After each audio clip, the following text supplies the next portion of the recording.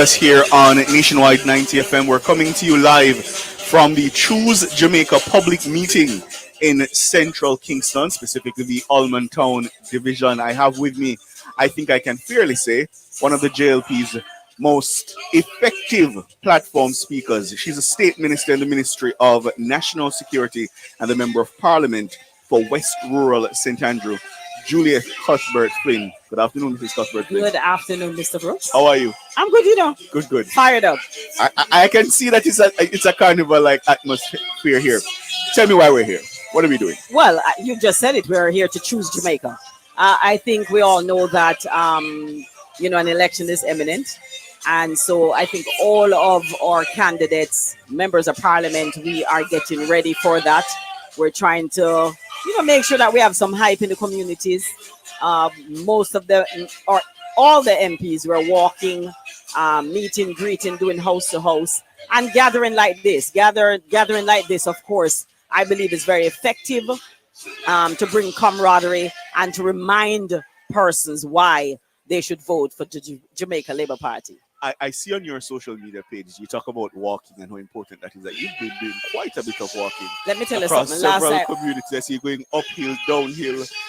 What's that experience been like? What's the feedback you're getting from your constituents as you engage with them? And so far, I've walked in all the divisions, and I'm getting really good feedbacks. Normally you're like, okay, I know I haven't been in this community for a while.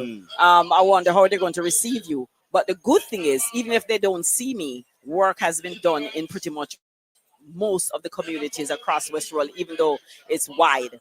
Persons respect the work that I've been doing over the last 9 years, and so they recognize how large a constituency is, that I can maybe touch every area, but they have actually seen my work.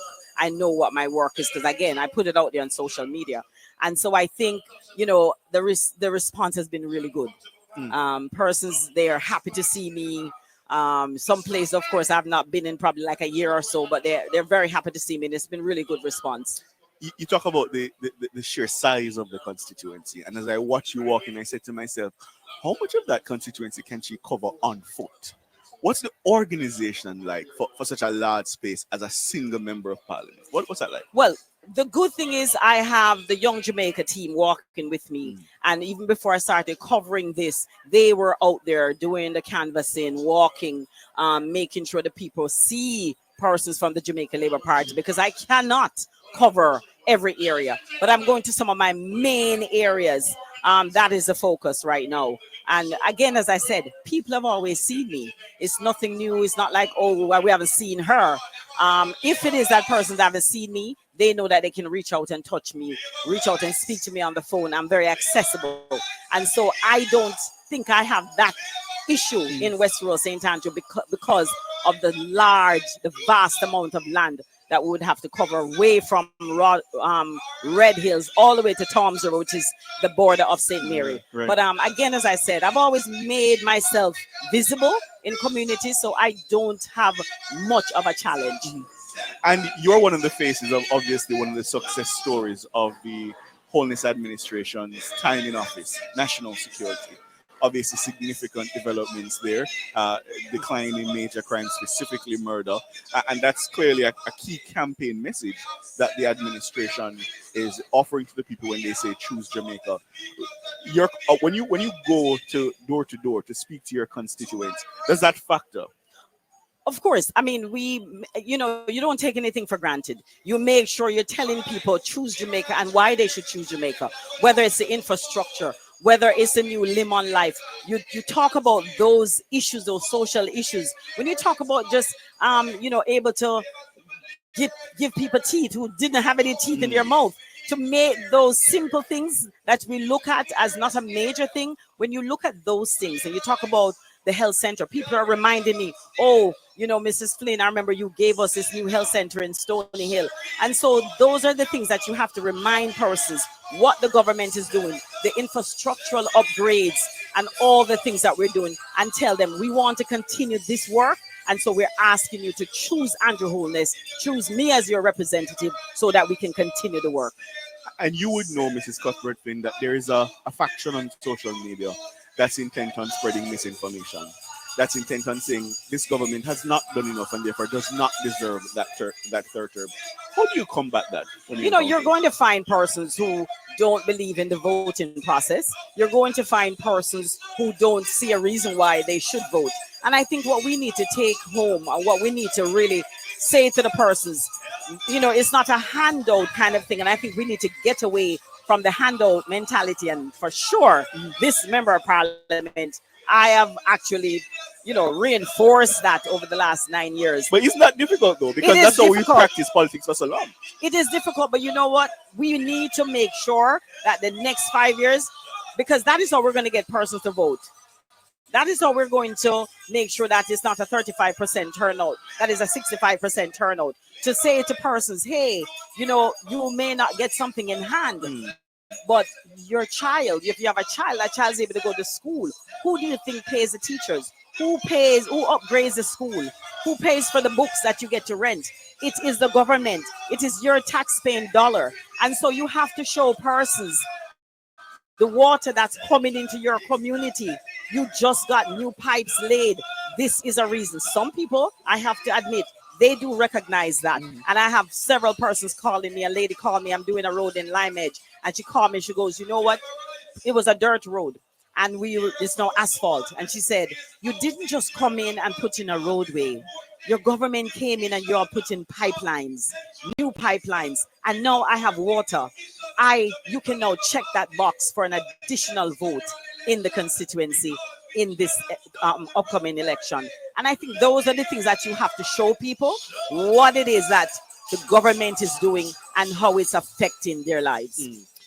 Your challenger is a woman who has been around for quite some time now on the political scene. She has contested, by my count, at least 3 or 4 elections. I hear the Labour right saying you're finally going to retire. True? Well, wait a minute. Remember, I'm a track and field athlete, so Yes. I'm not going in any competition to lose. And I think, again, we've done our homework. I think I've done enough for the people of Westfield to say, you know what? I want to stick with this person. She is accessible. Where the office is open 5 days a week. Yes, I may not have gotten this time, but I see the work that she's doing. And so I think people look at various factors to say, we recognize what she's doing and we want to keep this person. We don't want another Labourite who turned PMP. We want the real Labourite. We want the real Labourite. How is that playing on the ground? Because John Gordon Webley was a Labourite. Yeah. A strong Labourite. How is that playing on the ground? Again, they want the real Labourite, which is me. I didn't go anywhere else. And so people are looking at my record and people are looking at who is with Andrew Holness at this time. Again, I have a blindfold on. Yes, I know there's a competitor out there, but that is not my focus. My focus is the people. My focus is my work. My focus is Andrew Holness, to make sure that he's returned as the Prime Minister. And that is my only focus, to make sure that Andrew Holness is returned and that I am returned to continue my good work. And the canvas tells you that you will be returned. The canvas tells me that I will be returned. By what margin? I won't say. But again, for the last 2 elections, I wanted about 3,000 votes. And we intend to not decrease that. We intend to stay there or improve that. And you're going to make a little bit of history if you do that, because when I check, this constituency has a peculiar voting behavior that it really only gives its incumbents 2 terms. Yes, from what I saw, again, I don't really look at those things, but yes, when I look back, 2 terms. And so I guess so you're going to break a record. It would be a record. I see. You did complain recently about defacing of your posters. Yes. What's that situation like now? Has that stopped? I think it has. I mean, I think after even I made that post, somebody went again and either they lit it or I'm not sure what they did. Again, it doesn't really bother me. It's more, why? Why would you even do this? This has never happened in West Rural. And we're seeing so much of it. In the previous 2 elections, you didn't No, face anything not like at all. Again, I ran against Buchanan and we had an amicable relationship. Tomlinson came. It wasn't such a great relationship, but we respected each other's boundaries. And with this lady, it's almost like there's no respect of boundaries. Another thing I wanted to point out, it's always been a gathering place for the labor rights, has always been Stony Hill. And the gathering place for the PMP has always been Golden Spring. And so what I told my people, don't put any signs, because again, the political history of violence. Don't put any of my signs in the square of Golden Spring. Trying not to You be can provocative. you go ahead and you put it right before, you put it after. Well, that has just gone out the window. I saw all kinds of orange stuff in Stony Hill Square, because remember, again, on nomination day, that's where the JLP gather, and on nomination day, the PMP gather down in Golden Spring. And so you have that kind of respect, political respect, to say, you know what, let's not ruffle any feathers. Let's not do that. And it's like she's about, let's just ruffle all feathers and just go in and do as we wish.